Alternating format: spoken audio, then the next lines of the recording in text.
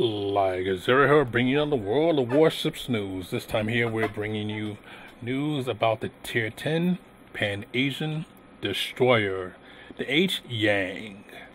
So stay tuned after the break. We'll bring you some interesting numbers and some thoughts about this ship.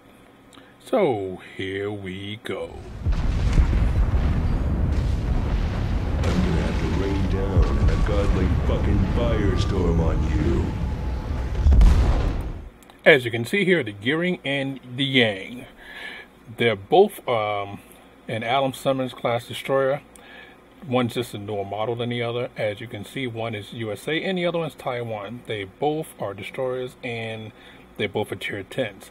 Now the thing about it is, which one would you actually choose? Would you have the USA one or the Pan USA one?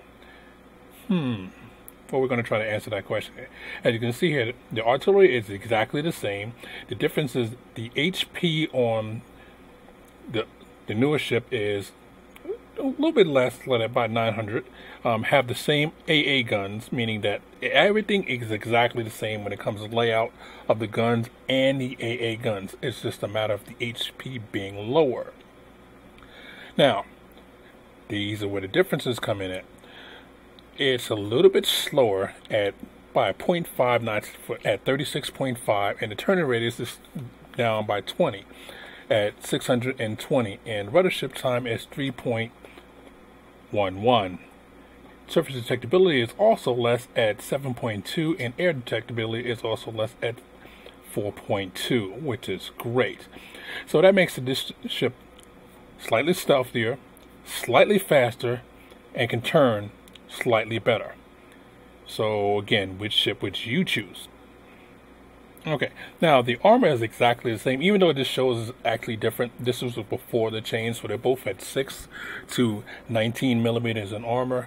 Again, the HP is slightly less at 18,500.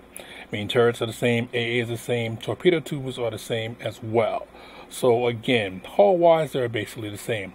Now this is a big difference. The rate of fire. You have 20 rounds per minute on the newer ship, and that by itself is going to liquidate a lot of ships. The caliber is the same. HP is the same at 1800. Turning radius of the guns is 7.2, and AP damage is 2100.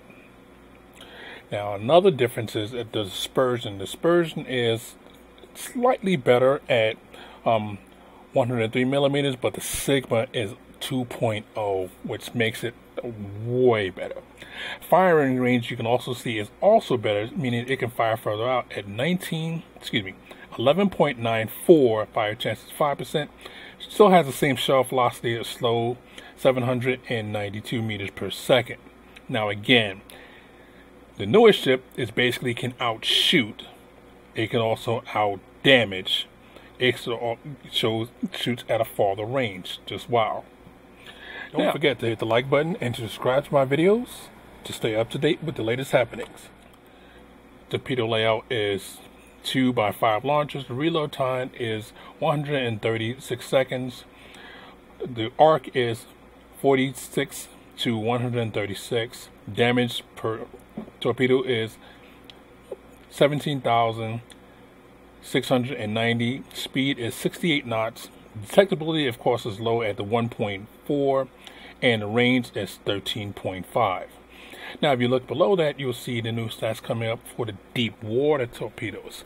Now, the deep water torpedoes does more damage at 22,900, has the same speed of 68 knots. Detectability is less at 0.8. The range is the same at 13.5. As you can see the difference here. So you basically have a 5,000 more in damage. But as you see here, there's a new variable here, and it's the depth of 6.15. Now that depth makes it so that if you are, say, firing your torps only, you're firing at a DD. It will not damage the DD at all. It will literally go underneath the DD as if the DD wasn't there. Okay, what about cruisers? Well, for most cruisers, it will hit it, except for the Royal Navy cruisers, because they're more shallow in the water, so therefore it will go underneath those as well. So which one you would rather have, deep water torpedoes or normal torpedoes? Now, either one will both hit battleships, no problem. Now, me personally, I would not go for deep water torpedoes because half your bread and butter is ninja. You're firing at the battleship, and a destroyer gets caught by a random torpedo that's meant for the battleship. Would you rather have it go underneath it and miss that destroyer, and in it and of itself let the destroyer know and everybody else know that, hey, torpedoes are coming? I think not. So overall, you are going to have a better ship with the Pan-Asian than the original gearing. Wow. So the Yang is basically replacing the gearing. What will be the purpose of going down the American DD line when you can do better firing range, better gunning, better aiming, better turning, just better everything? Wow.